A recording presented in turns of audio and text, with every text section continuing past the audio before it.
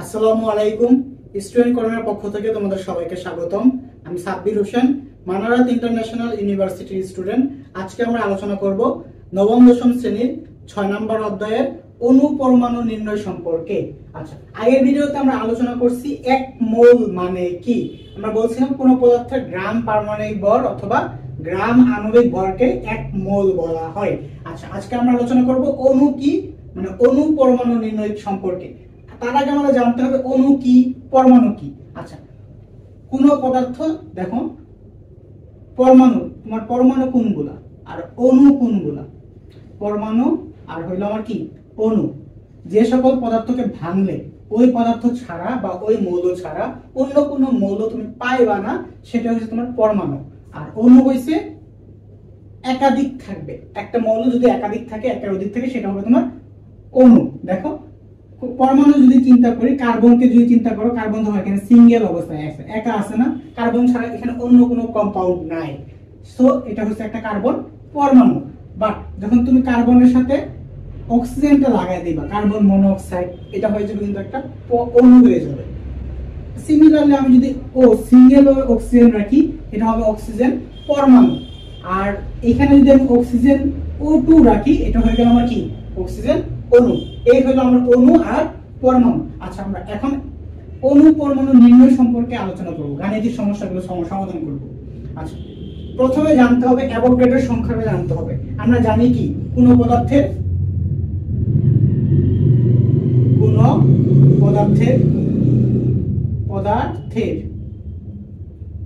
এক মোলে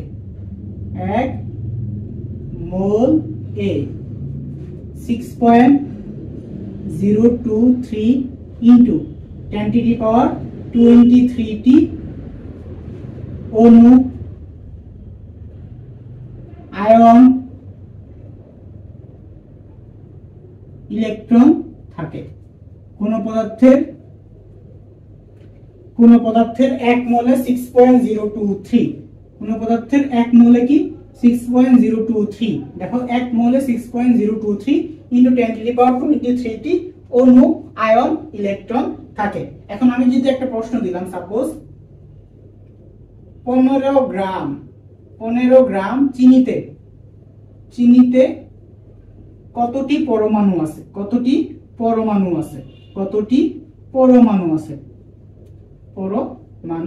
আছে। আচ্ছা, এই প্রশ্ন কিভাবে সমাধান করবা?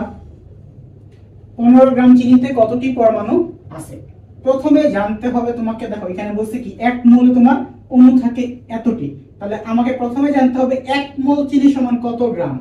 এক মোল চিনি, চিনির সংকেতটা কি সেটা জানতে হবে। চিনির সংকেত হলো C12H22O11, C12H22O11। আমরা গত ভিডিওতে আলোচনা করছিলাম, বলছিলাম এক মোল চিনিতে তোমার মানে চিনির মোলার মাস আণবিক ভরটা কত আসছিল? 342 আসছিল, 342 গ্রাম আসছিল। এক মোল চিনি সমান কত? 342 গ্রাম।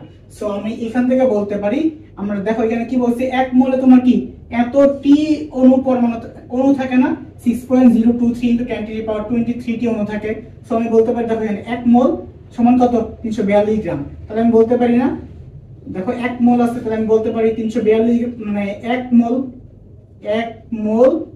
C12H22O11A অণু আছে। কয়টি অণু আছে? 6.023 into কত? 10⁻23t অণু আছে।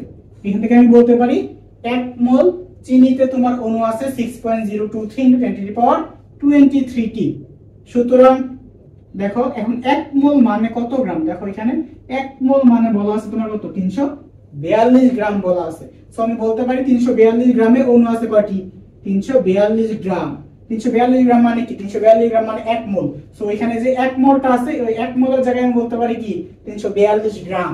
342 গ্রাম চিনিতে C12H22O11 এ অণু আছে কত? 6.023 into কত? 10⁻23t। 342 গ্রামে আছে এতটি। সো 15 গ্রামে কত হবে সেটা বের করবা। জাস্ট ঐকিক নিয়মটা ফলো করবা। আমরা জানি কি পরে 1 গ্রামের জন্য বের করতে হয়। 1 গ্রাম চিনিতে তোমার কি অণু আছে তোমার কয়টা 6.023 ইনটু কত 10 টু দি পাওয়ার 23 ভাগ 342 টি। আচ্ছা, সুতরাং কত গ্রামের জন্য বের করতে বলছে? আমাকে বের করতে বলছে 15 গ্রামের জন্য। সো 15 গ্রামের জন্য আমি বের করে দেব।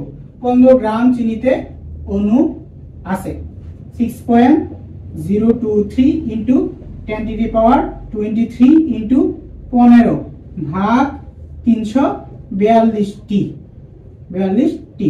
দেখি आंसर কত আসে।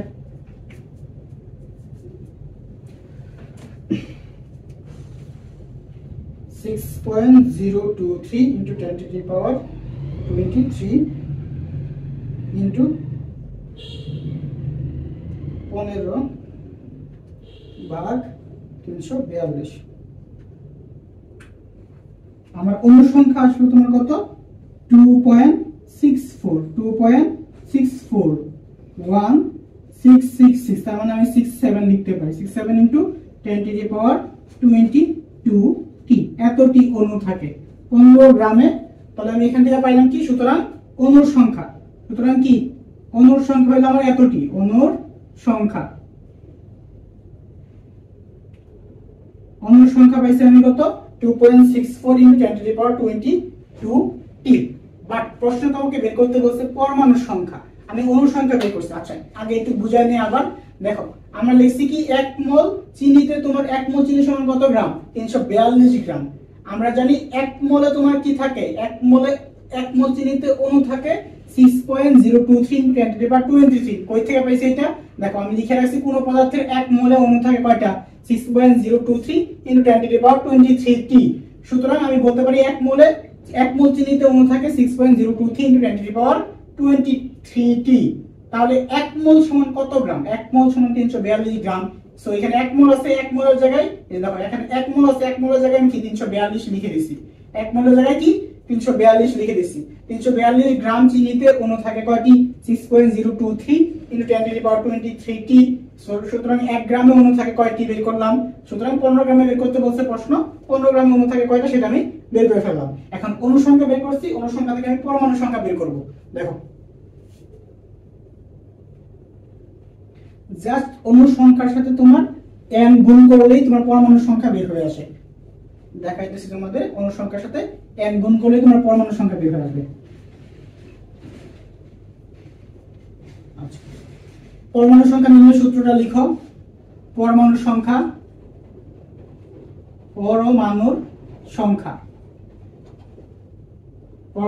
সমান হলো n ইনটু অণুর সংখ্যা।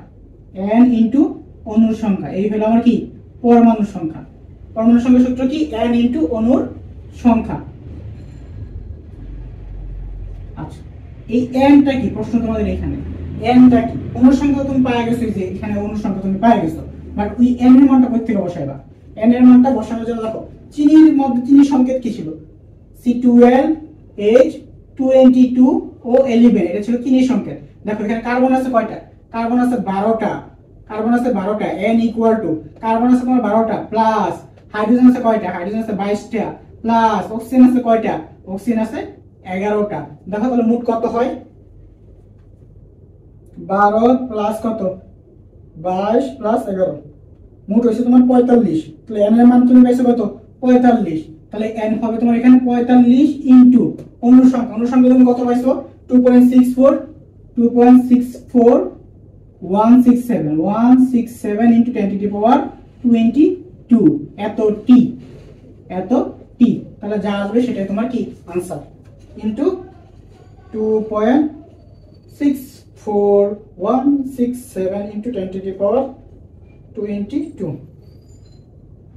তাহলে आंसर আসছে 1.189 into 10 to the power 24 এতটি তোমার পরমাণু থাকতেছে। 15 গ্রাম চিনিতে তোমার পরমাণু থাকে এতটি। এটাই হলো আমার आंसर।